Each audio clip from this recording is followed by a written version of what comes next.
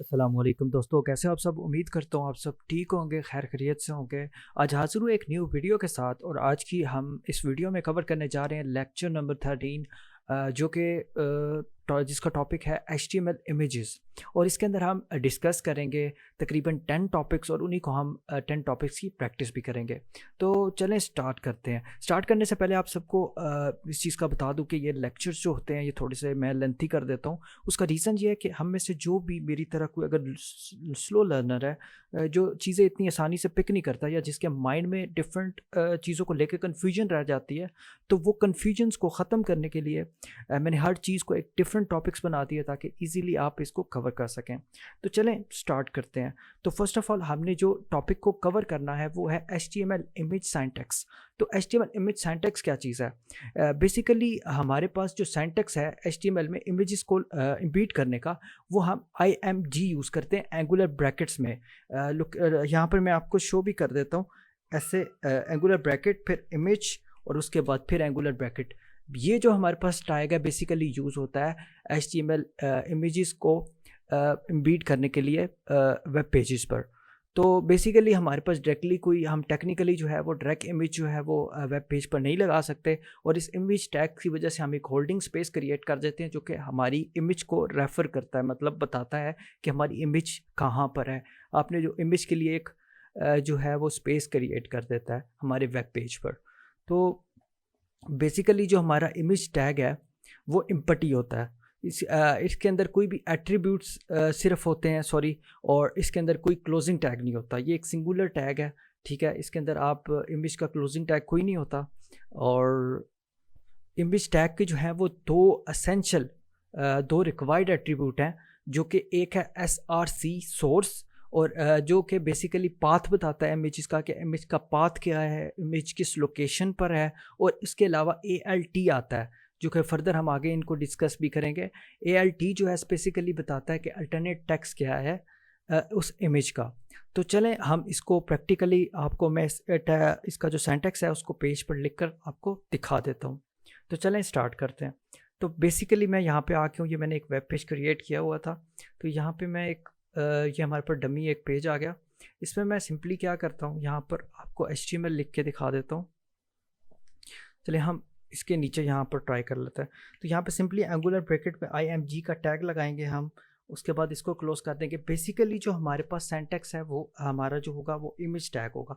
इस image tag के बीच में आपने क्या करना है कि स्पेस दे के एस आर सी, जो बेसिकली सोर्स को रिप्रेजेंट कर रहा है, इसके साथ इक्वल टू डाल के आपने सिंगुलर कॉमर्स में यू आर एल या जो भी एड्रेस होगा उस इमेज का वो आपने यहाँ पर दे देना है, सॉरी। उसके बाद आपने क्या करना है कि सोर्स के अलावा यहाँ पे जो दूसरी चीज़ आपने यहाँ पे देनी है, जो कि मैंने आपको ऊपर बता चुका हूँ कि ये इसके रिक्वायर्ड एट्रीब्यूट्स हैं। तो आल्ट दे के उस पर भी बिल्कुल इसी तरह आपने जो है वो अल्टरनेट टेक्स्ट दे देना है, ठीक है। अल्टरनेट टेक्स्ट देने के बाद आपने जो है सिंपली यहाँ पर आपका जो है ये कंप्लीट हो गया है।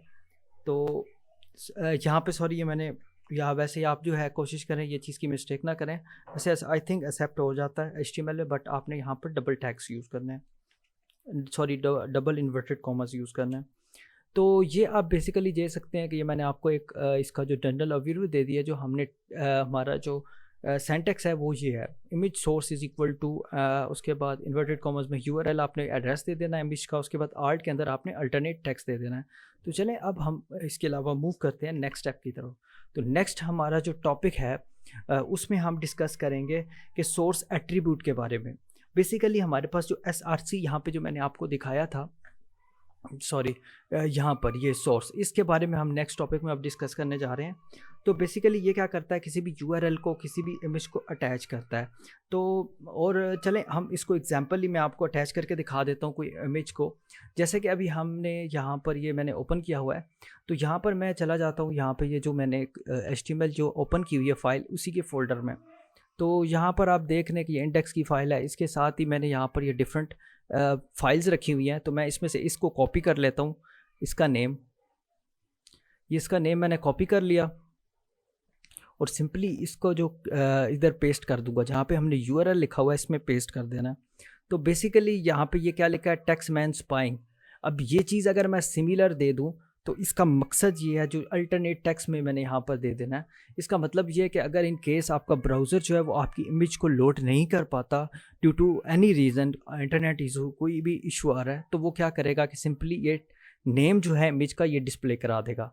तो चलिए हम इसको सेव करके चेक करते हैं कि हमारी इमेज जो है वो आ रही है, शो हो रही है कि नहीं। तो ये देखें, जैसे कि अभी अब लोड नहीं हो सकी, तो हमारे पास क्या आ रहा है, टेक्स्ट नाम आ गया है, या अल्टरनेट टेक्स्ट हमारे पास शो हो रहा है, लेकिन हमारे पास इमेज शो नहीं हो रही। इसका एक रीज़न है, जब भी आपने इमेज का नाम लिखना है, उसके साथ उसका लिखना है कि वो फ़ाइल कौन सी है, जेपीजी है या जो भी फ़ाइल है, उसका नाम, उसकी एक्सटेंशन लाजमी आपने मेंशन करनी है। जैसे कि मैंने यहाँ पर अब मैं इसको रिफ़्रेश करता हूँ, तो हमारे पास जो इमेज है वो लग चुकी है। तो इसी तरह आपने जो हमारा सोर्स एट्रीब्यूट है, ये बेसिकली यही काम करता है कि आप इजीली इसमें की मदद से आप अटैच कर सकते हैं। जो बेसिकली हमारा जो नेक्स्ट टॉपिक है वो है कि आर्ट एट्रीब्यूट के बारे में, जो कि मैं ऑलरेडी आपको एक्सप्लेन कर चुका हूँ। आर्ट में जैसे कि आपने पहले देखा था, जब हमने इमेज का गलत लिखा था तो हमारे पास यहाँ पर डिस्प्ले हो गया था। जैसे कि मैं अभी आपको दोबारा करके भी दिखा सकता था। ये जो आर्ट एट्रीब्यूट है, इसमें यही है कि आपको मैं एक्सप्लेन कर चुका हूँ कि मतलब जो भी इमेज आपने लगाई है, अगर उस इमेज का कोई भी इशू आ जाता है, जैसे कि अभी हमने क्या किया था कि हमने सिंटैक्स में मिस्टेक कर दी थी और हमने साथ जो है एक्सटेंशन मेंशन नहीं की थी इमेज की कि वो जेपीजी फाइल है, वो कौन सी फाइल है, वो पीएनजी फाइल है। तो ये हमने मेंशन नहीं किया, जिसकी वजह से उसने क्या किया, अल्टरनेट टेक्स्ट शो कर दिया। अल्टरनेट टेक्स्ट जो है वो हमने वहाँ पर मेंशन किया था। तो इससे आगे हम मूव करते हैं हमारे नेक्स्ट टॉपिक की तरफ। नेक्स्ट टॉपिक हमारा है इमेज विड्थ एंड हाइट। यहाँ पे मैं आपको एक मिनट से दिखा देता हूँ। हमारा जो नेक्स्ट टॉपिक है वो है कि विड्थ और हाइट को हम कैसे सेट कर सकते हैं। अभी जैसे कि जो अभी हमने इमेज ऐड किया है, उसमें हमने क्या किया है कि हमने सिंपली उसको ऐड कर दिया और जो भी उसके साइज़ थे वो आपको यहाँ पर शो किया। तो चलें हम यहाँ पर इसके जो साइज़ हैं, विड्थ और हाइट, वो अपने मुताबिक अगर हम सेट करना चाह रहे हैं, हम चाहते हैं कि जो इसकी विड्थ हो और जो इसकी हाइट हो वो 500 पिक्सल हो या 600 पिक्सल हो, वो हम वहाँ पे खुद सेट करें। तो चलें स्टार्ट करते हैं। हम यहाँ पे हम दे देते हैं विड्थ। विड्थ के बाद आपने सिंपली इक्वल्स टू डालना है, उसके बाद आपने यहाँ पे 2 इन्वर्टेड कॉमर्स डाल देने हैं, उसके अंदर आप लिख देते हैं जैसे 300 पिक्सल्स। इसी तरह हम इसकी हाइट सेट कर देते हैं, height equal to inverted commas, उसमें भी हम इसकी हाइट फ़िलहाल 400 कर देते हैं और साथ हम इसको पी एक्स लिख देते हैं। पी एक्स बेसिकली इसको रिप्रेजेंट करना है, आप यहाँ पे परसेंटेज यूज़ कर सकते हैं। और यहाँ पे हम सिंपली इसको सेव करके और इसको रिफ़्रेश करते हैं। तो अब आप देख सकते हैं कि आपकी जो इमेज का साइज़ है वो चेंज हो चुका है। इसी तरह हम इसको थोड़ा सा और बेहतर बनाने के लिए हम इस क्या करते हैं कि हमें हाइट जो है हमने इसकी ज़्यादा रखी है, तो हम इसकी जो विड्थ है उसको थोड़ा सा और बढ़ा देते हैं। तो हम यहाँ पे देखते हैं आपने विड्थ 300 रखी है, तो हम इसको 500 कर देते हैं। जब 500 आप इसको करके सेव करेंगे और इसको रिफ़्रेश करेंगे, तो आप देख सकते हैं कि आपकी इमेज का जो साइज़ है, जो विड्थ है, वो हाइट है, वो इस तरह आप ईज़िली इंक्रीज़ या डिक्रीज़ को कर सकते हैं। तो इस जो हमारा नेक्स्ट टॉपिक आ जाता है, वो आ जाता है कि हम इसमें हाइट और विड्थ को एज अ स्टाइल में कैसे हम इसमें यूज़ कर सकते हैं। तो स्टाइल में बेसिकली क्या होता है, इसको ये सीएसएस का एट्रीब्यूट है। सीएसएस में जैसे स्टाइल होती है, इसी तरह हम HTML में भी स्टाइल का एट्रीब्यूट यूज़ करके स्टाइलिंग कर सकते हैं। तो इसमें हम क्या करेंगे कि एक्सटर्नल जो होती है वो भी हम कर सकते हैं, लेकिन यहाँ पर मैं आपको, क्योंकि HTML का कोर्स हम कर रहे हैं, तो इसीलिए हम इंटरनल जो CSS होती है उसको ही करके आपको बताएंगे कि ये आप कैसे कर सकते हैं। तो चलें मैं आपको प्रैक्टिकली करके दिखा देता हूँ कि हम स्टाइल को कैसे यूज़ करेंगे। तो उसके लिए आपने क्या करना है, यहाँ पे हम चले जाते हैं। अच्छा, तो यहाँ पे मैं क्या कर रहा हूँ कि सिंपली ये जो हमारे यहाँ पे जो हमारा हेड का पोर्शन होता है, हेड के पोर्शन के अंदर जो टाइटल के बाद आप क्या कर सकते हैं कि एक स्टाइल का टैग लगा दें, ओपनिंग और क्लोजिंग टैग दे दें स्टाइल का। और इसके अंदर आपने क्या करना है, सिंपली इसके अंदर आपने क्या करना है, इसमें आपने इमेज का दे देना है। तो जो कि इमेज से आपने लिंक कराना है, इसीलिए यहाँ पर आप क्या करेंगे, इमेज सिंपली लिख देंगे स्टाइल के अंदर IMG और उसके बाद एंगुलर ब्रैकेट्स लगा देंगे। तो इसके अंदर आपने बेसिकली जो भी टैग देंगे वो जितनी भी इमेजेस होंगी उन पे अप्लाई हो जाएगा। जैसे कि हम यहाँ पर ये जो 2 टैग्स थे, इनको मैं यहाँ से कॉपी कर लेता हूँ, कट कर देता हूँ और यहाँ पर पेस्ट कर देता हूँ अपने स्टाइल्स पे। तो बेसिकली ये मैं सेव करने से पहले इसको मैंने यहाँ पे किया। अब मैं इसको, सॉरी, अच्छा, तो यहाँ पर हमने इसमें विड्थ और हाइट जो है वो इसमें दे दिया है। इसमें मैं इसको चेंज कर देता हूँ ताकि हमें डिफरेंस फील हो। 800 और ये 200, तो इसको मैंने सिंपली सेव कर दिया यहाँ पे और इसको रिफ़्रेश कर देता हूँ। तो ये देख सकते हैं कि आपने इसने साइज़ चेंज किया है। तो इसको और थोड़ा क्लियर करने के लिए मैं यहाँ पे क्या करता हूँ कि इसको मैं 200 करता हूँ ताकि अभी हमें डिफरेंस का फील हो जाए। तो ये देख सकते हैं कि ये चेंजेस आई थिंक अप्लाई नहीं हो रही। हमें एक मिनट इसको रीचेक करते हैं ये क्यों अप्लाई नहीं हो रही।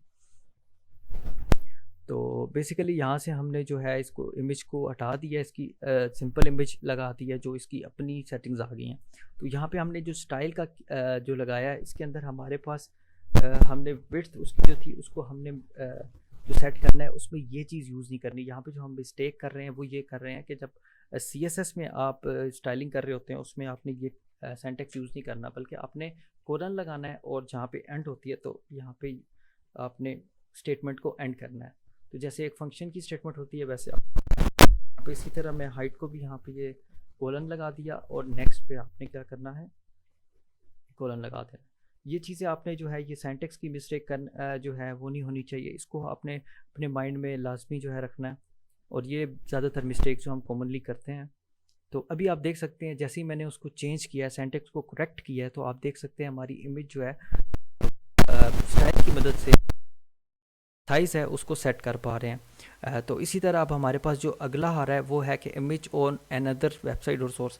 अगर आपके पास कोई भी इमेज है जो कि डिफरेंट जगह से आप उसको लिंक करनी चाहते हैं अपने HTML पेज में, जैसे कि यहाँ पे हम गूगल पे चले जाते हैं और यहाँ पे हम सिंपली सर्च कर लेते हैं कार हम सर्च कर लेते हैं। मतलब कि हम अपने जो उस पेज में किसी भी कार की इमेज लगाना चाह रहे हैं। तो मैंने यहाँ पे सिंपली कार को सर्च कर लिया। तो यहाँ पे हमारे पास सॉरी गाइस, मेरा इंटरनेट थोड़ा सा आज स्लो चल रहा है। तो यहाँ पे मैं इमेजेस में चला जाता हूँ। उसके बाद ये मैंने फर्स्ट लिंक पर क्लिक कर दिया है। इसको आपने सिंपली क्या करना है, ओपन इमेजेस न्यू टैब। यहाँ पे आपके पास जो है ये उसका लिंक आ जाएगा। यहाँ पर ओपन इमेज को न्यू टैग पे किया, ये इसका लिंक आ गया। इसको कंट्रोल A करके कंट्रोल C कॉपी कर लेते हैं हम। और उसके बाद इसको क्या करते हैं, हम सिंपली यहाँ पे आके जहाँ पे हमारा सोर्स है उसके अंदर हम इसको पेस्ट कर देते हैं। ये कंट्रोल S करते हैं। ये देखते हैं वैसे कि ये लिंक जो है मुझे प्रॉपर लग नहीं रहा, लेकिन ट्राई करते हैं। तो आप देख सकते हैं कि बिल्कुल हमारी जो कार वाली इमेज है वो हमने ऑनलाइन लिंक उठाया है। कैसे किसी भी वेबसाइट से लिंक उठाना है और कैसे आप जो है उसको अपने ही वेब पेज पे लगा सकते हैं। लेकिन ये इमेज जब भी शो होगी जब आपका इंटरनेट वर्किंग कंडीशन में है। जैसे आप इसको डिस्कनेक्ट करेंगे तो क्या होगा, आपकी इमेज जो है वो गायब हो जाएगी, लेकिन आपको जो अल्टरनेट टेक्स्ट होगा वो शो होना शुरू हो जाएगा। तो इस तरह के इश्यूज आते हैं। मतलब जो आपकी नेक्स्ट जहाँ से वेबसाइट आपने लिंक की हुई है इमेज, अगर वो डाउन हो जाती है तो अल्टरनेट टेक्स्ट जो है वो इस सूरत में जो है वो आपके काम आ जाता है। तो चलें स्टार्ट करते हैं। उसके बाद हमारे पास आ जाता है कि हम कैसे जो है वो एनिमेटेड इमेजेस जो हैं उसको कैसे हम लगा सकते हैं। तो एनिमेटेड इमेजेस का भी बिल्कुल ऐसे ही है। तो जैसे कि एनिमेटेड इमेजेस यहाँ पर हमारे पास पड़ी हुई हैं, मैं उन्हीं को आपको लगा के दिखा देता हूँ। जैसे कि यहाँ पे ये हम इसको मैं कंट्रोल Z करता हूँ। यहाँ से हम अपने पास चले जाते हैं। यहाँ पे मैंने एक एनिमेशन रखी हुई है। इसको हम सिंपली इसका जो टाइटल है वो लाजमी आपने कॉपी कर लेना है और आगे एक्सटेंशन भी देख लेनी है .gif। लास्ट में हमने यही मिस्टेक किया कि हम एक्सटेंशन लगाना जो है वो भूल गए थे। तो यहाँ पे हमने सिंपली क्या करना है, उसको पेस्ट करना है। उसके बाद GIF जो है इसकी एक्सटेंशन लगा के इसको सेव कर देना है। और सेव करने के बाद आप इसको जब रिफ़्रेश करेंगे तो आप देख सकते हैं कि एक्सटेंशन जो है वो एनिमेशन वो हमारी लग चुकी है। तो इसी तरह बआसानी जो है वो आप एनिमेशन भी लगा सकते हैं। तो अब इमेज एज अ लिंक कैसे यूज़ करना है ये हम देखते हैं। तो इमेज एज अ लिंक आप कैसे यूज़ कर सकते हैं, जैसे कि अभी हम यहाँ पर कोई भी इमेज है उसको हम लिंक पे यूज़ करना चाहते हैं तो हम कैसे कर सकते हैं। तो चलें इसको भी देख लेते हैं। तो इसमें हमने करना क्या है, इसमें हमने सिंपली यहाँ पर जाना है और जैसे कि ये इमेज हमने यहाँ पर ऐड किया, इसको हम छोड़ देते हैं। सिंपली इसको हमने फ़िलहाल क्या करते हैं, एक एंगुलर टैग देते हैं। एंगुलर टैग के अंदर आपने सिंपली क्या करना होता है, कि यहाँ पे ये बेसिकली जो ए टैग है इसको हम ये देने के लिए होता है, जैसे कोई भी आप लिंक देना चाह रहे हैं तो आपने सिंपली वही लिंक टैग जो है उसको यूज़ कर देना है, और उस लिंक टैग के इनसाइड आपने एक और टैग यूज़ करना है जो कि हमारा इमेज टैग होगा। जैसे कि मैं इसमें यहाँ पे आपको दे देता हूँ इमेज टैग। तो इस तरह आपने 2 टैग्स यूज़ करने हैं। तो इसमें href यूज़ होता है जो कि आपका रेफ़रेंस रेफ़रेंस है, जो कि आपको बताता है कि आपका जो पेज है कौन-सा आपने ओपन करना है जब इस पे क्लिक हो। तो मैं जैसे कि यहाँ पे 2 इन्वर्टेड कॉमास देके यहाँ पे लिख देता हूँ google.com। इससे ये होगा कि जब भी आप इस तो ये आपको google.com पर ले जाए। तो अभी जो हमने इमेज लगानी है उसका मैं यहाँ पे दे देता हूँ। जैसे कि इमेज की हमने यहाँ पे सोर्स देना है, सोर्स में मैं यहाँ पर देख लेता हूँ मेरे पास कौन सी इमेज हो सकती है। तो हम यहाँ सिंपल चले जाते हैं, यहाँ पे हमारे पास इमेजेस पड़ी हैं, तो इनमें से ही हम कोई इमेज यूज़ कर लेते हैं। चले ये यूज़ कर लेते हैं। इसको हम सिंपली यहाँ से रीनेम करके कॉपी करेंगे। कॉपी करने के बाद हम सिंपली यहाँ से इसको ओपन करेंगे, यहाँ पर हम इसको पेस्ट करेंगे। साथ लाजमी आपने डालना है इसकी एक्सटेंशन जेपीजी, ये मैंने अटैच कर दी। उसके बाद आपने इसका आल्ट जो टेक्स्ट है वो भी आपने यहाँ पर दे देना है, जो कि इमेज का नाम ही दे देते हैं। तो इसमें भी आप देख सकते हैं हमारी तकरीबन ये जो है वो सेट हो गया है। तो चलें इसको अब चेक करते हैं कि ये वाकई ही काम कर रही है या नहीं करता। तो चलें स्टार्ट करते हैं। तो यहाँ पे एक चीज़ आपने और ख्याल रखना है जो कि मुझे लग रहा है हमने मिस्टेक की है, वो ये है कि यहाँ पे आपने सिंपली इसके बाद जो है वो यहाँ पर आपने जब ये HREF का टैग लगाना है google.com के बाद, यहाँ पे सिंपली आपने इसको क्लोज़ कर देना है इस टैग को। और एंड में आपने क्या करना है कि इसका क्लोजिंग टैग लगाना है। ये जो है ये इसका क्लोजिंग टैग भी होता है। तो आप सिंपली यहाँ पे एंड में ये जो है एंगुलर टैग लगा देंगे, और अब इसको आप यहाँ पे सेव करेंगे। और अभी हम जाके इसको चेक कर लेते हैं।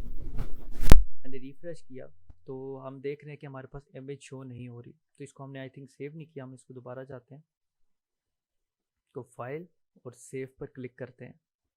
तो सेव करने के बाद एक सेकंड, यहाँ पे हमने कहीं पे मिस्टेक तो नहीं की, इसको रीचेक कर लेते हैं। ये एंगुलर ब्रैकेट हमने गलत लगाई है, यहाँ पर लगानी है। तो अब हम इसको थोड़ा सा और क्लियर कर देते हैं।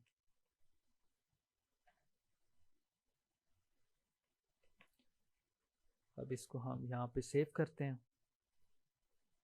सेव करके हमने यहाँ पे जब इसको फ्रेश करेंगे तो हमारे पास इमेज आ गई। और इमेज आप देख रहे हैं कि इस पर मेरे पास पॉइंटर आ रहा है, इसमें मेरे पास हैंड आ रहा है कि ये क्लिकेबल इमेज है। तो जैसे मैं इस पर क्लिक करूँगा तो हमारे पास ये दे रहा है कि ये file could not be reach. असल में यहाँ पे ये मसला ये आ रहा है कि यहाँ पे लिंक हमने प्रॉपर नहीं दिया। तो मैं ज़रा लिंक प्रॉपर दे देते हैं। google.com पे जाता हूँ, एक सेकेंड।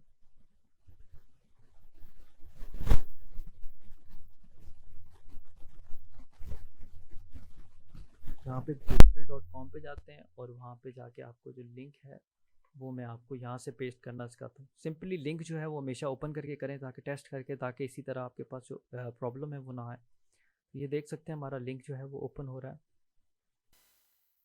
यहाँ देख सकते हैं हमारे पास ये लिंक आ रहा है। हमने सिंपली यहाँ से कॉपी कर लेना है। कॉपी करके आपने सिंपली अपने उस पेज पे जहाँ पे हम लिख रहे हैं, टाइप कर रहे हैं, वहाँ पे जाना है। और यहाँ पे आपने google.com जहाँ पे लिखा है वहाँ पे सिंपली आपने पेस्ट कर देना है। उसके बाद इसको कंट्रोल एस करके आपने रिफ़्रेश कर देना है। तब रिफ़्रेश करने के बाद हम दोबारा क्लिक करते हैं तो हमारे पास गूगल ओपन हो जाता है। तो इस तरह आप इजीली अपने वेब पेज पर लिंकेबल इमेजेस ऐड कर सकते हैं, जिन पे आप सिंपली क्लिक करेंगे तो आपका जो लिंक है वो ओपन हो जाएगा। तो अब हमारा जो लास्ट टॉपिक सॉरी, हमने जो लास्ट टॉपिक कवर करना है वो है इमेज फ्लोटिंग का। तो इमेज फ्लोटिंग बेसिकली जो है वो ऐसे है कि आप अपनी इमेज को फ्लोट करा सकते हैं राइट से लेफ़्ट या लेफ़्ट से राइट टेक्स्ट के साथ। जैसे कि आपने अगर टेक्स्ट लिखा हुआ है अपने वेब पेज पे और उसके हिसाब से आप उसको फ्लोट करना चाहते हैं कि इमेज जो है वो फ्लोट करे राइट या लेफ़्ट, तो वो आप कैसे कर सकते हैं। तो चलें स्टार्ट करते हैं, इसको भी प्रैक्टिकली करके चेक करते हैं। तो इसको स्टार्ट करते हैं। यहाँ से हम सिंपली अपने उस ऐप पे चले जाते हैं, यहाँ पे हमने इसको अप्लाई करना है। तो बेसिकली आपने इसमें करना क्या होता है कि इनलाइन स्टाइलिंग की मदद से आपने जो है वो इमेज को फ्लोट करना होता है। चलो यहाँ पर हम स्टार्ट करते हैं। एक न्यू पैराग्राफ का टैग बनाते हैं, उसका क्लोजिंग भी बना लेते हैं और ओपनिंग टैग भी। उसके अंदर हमने सिंपली क्या करना है कि हम यहाँ पर इमेज का टैग देंगे। इमेज के टैग के अंदर हम सोर्स और इसी तरह हमने आल्ट का टैग भी दे देते हैं। यहाँ से हम इमेज कौन सी ऐड करना चाह रहे हैं वो हम यहाँ से देख लेते हैं, हमारे पास और कौन सी इमेज है। यहाँ से कोई एक इमेज हम उठा लेंगे, इसको हम रीनेम कर लेंगे। उसके बाद हम यहाँ पे इसको सिंपली यहाँ पे पेस्ट कर देंगे, साथ इसका JPG या जो भी है वो आपने लगा दिया, आल्ट टेक्स्ट भी हमने इसको लगा दिया। उसके बाद हमने सिंपली इसको यहाँ पर क्या करना है, इसको क्लोज कर देना है। उसके बाद आपने क्या करना है, तो यहाँ पे आपने ये देने के बाद यहाँ पे सिंपली आप कुछ लाइंस लिख सकते हैं। This is the picture that float on right. इस तरह स्टेटमेंट मैंने कोई लाइन लिख दी है, इसको मैं ज़रा ज़्यादा कर देता हूँ ताकि हमें ये चीज़ जो डिफरेंस है वो भी क्लियर हो जाए। उसके बाद हमने क्या करना है कि यहाँ पे इनलाइन स्टाइलिंग करनी है, आपने सिंपली लिखना है स्टाइल। उसके बाद आपने जो है स्टाइल लिखने के बाद ये इनलाइन स्टाइलिंग कर रहे हैं, हमने जो लास्ट टाइम की थी वो हमने स्टाइल में की थी, बस अब हम जो है वो इधर ही इसको स्टाइलिंग जो है वो अप्लाई करके देखेंगे। आप सिंपली इसके बाद इक्वल टू लगाना है, उसके बाद 2 इन्वर्टेड कॉमर्स देने हैं। इसके अंदर हमने जो भी अपनी स्टाइलिंग है वो हम इसके अंदर अप्लाई कर देंगे। जैसे कि हमने क्या करना है, फ्लोट,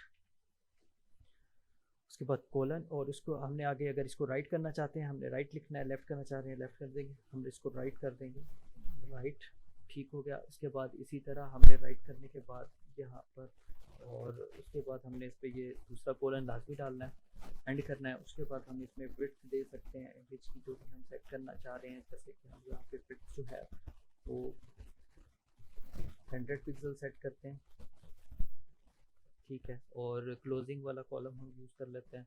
उसके बाद जो हाइट है वो भी हम यहाँ पर दे देते हैं। हाइट जो है वो भी हम ऐसा करते हैं कि इसको 100 ही दे देते हैं। तो इसको अब हम सेव करते हैं और यहाँ से हम इसको रिफ़्रेश कर लेते हैं। तो आप देख सकते हैं ये हमारा टेक्स्ट आ रहा है और यहाँ पर ये देखें हमारी इमेज राइट पे आ रही है। तो जैसे कि हमारी इमेज का साइज़ बहुत छोटा है, अब इसको हम बड़ा करके देखते हैं कि उसमें हमारे पास क्या चेंजेस आएंगे। तो जैसे कि यहाँ पे मैं इसको 900 कर देता हूँ और इसी तरह हाइट और विड्थ दोनों 900 कर दिया। इसको अब मैं सेव कर लेता हूँ और इसको रिफ़्रेश करता हूँ। तो अभी भी आप देख रहे हैं कि आपकी इमेज यहाँ पर है, राइट साइड पर है, और टेक्स्ट आपका लेफ़्ट साइड पे है। तो इसी तरह अभी इसको हम सिंपली क्या करते हैं, दोबारा इसको चेंज करके देखते हैं कि जहाँ पे हमने राइट लिखा है इसको हम लेफ़्ट सेट करते हैं। तो लेफ़्ट हम यहाँ पे लिख देते हैं, और जब हम लेफ़्ट लिख के हम इसको पेस्ट करते हैं, सेव करते हैं सॉरी, उसके बाद हम रिफ़्रेश करते हैं। तो अब आप देख सकते हैं आपकी जो इमेज है वो लेफ़्ट साइड पर। इस तरह आप वेब पेजेस पर जो है वो आप इमेज जो है उसको फ्लोट करा सकते हैं वेब पेजेस पर, कि टेक्स्ट जो है आपका वो एक साइड पर आ सके, मतलब इजीली एडजस्ट हो सके। अभी जैसे कि इसका फ़ायदा ये है, जैसे कि मैं यहाँ पे इसको छोटा कर रहा हूँ, तो इसी तरह जब भी आप इसको मतलब साइज़ छोटा होगा, ये देख रहे हैं टेक्स्ट आप नोट कर रहे हैं, टेक्स्ट इसके साइड पे फ्लोट करता रहेगा। जो टेक्स्ट है वो इमेज के ऊपर नहीं आएगा, इमेज की साइड पे रहेगा, और अगर आपने उसको राइट सेलेक्ट किया तो वो राइट साइड पे ही रहेगा, जैसे कि आप इसमें देख सकते हैं। इस तरह इसको सेट कर सकते हैं। तो अभी आज की जो हमारे टॉपिक्स थे वो कंप्लीट हो चुके हैं। इसमें समरी आपको देना चाहूँगा छोटी सी, कि जो इसमें IMG का टैग है, बेसिकली ये इमेज टैग हमारा यूज़ होता है सिंटैक्स के लिए। उसके अंदर 2 हमारे पास होते हैं रिक्वायर्ड एट्रीब्यूट, जिसमें SRC सोर्स है कि आपका एड्रेस, ये इमेज कहाँ से है। अल्टरनेट टेक्स्ट जो होता है बेसिकली अगर आपका सोर्स जो है वो काम नहीं करता, जो आपने सोर्स एट्रीब्यूट में जो एड्रेस लिखा है वो काम नहीं कर रहा, तो आर्ट एट्रीब्यूट की मदद से वो आपको टेक्स्ट शो करा देगा कि इमेज किस चीज़ से रिलेटेड करती है। इसी तरह हम कैसे हाइट और विड्थ जो है वो सिलेक्ट कर सकते हैं, सॉरी। तो वो सारी चीज़ें जो है हमने इसमें डिस्कस की हैं और ये ब्रीफली एक्सप्लेन है। तो उम्मीद करता हूँ कि आपको ये जो ट्यूटोरियल था लेसन 13 ये पसंद आया होगा। अगर अच्छा लगे तो नीचे कमेंट्स करें, इंशाल्लाह आपके लिए मज़ीद ऐसे लेक्चर्स लेके आता रहूँगा। इंशाल्लाह मिलते हैं आपसे नेक्स्ट वीडियो में, तब तक के लिए अल्लाह हाफ़िज़।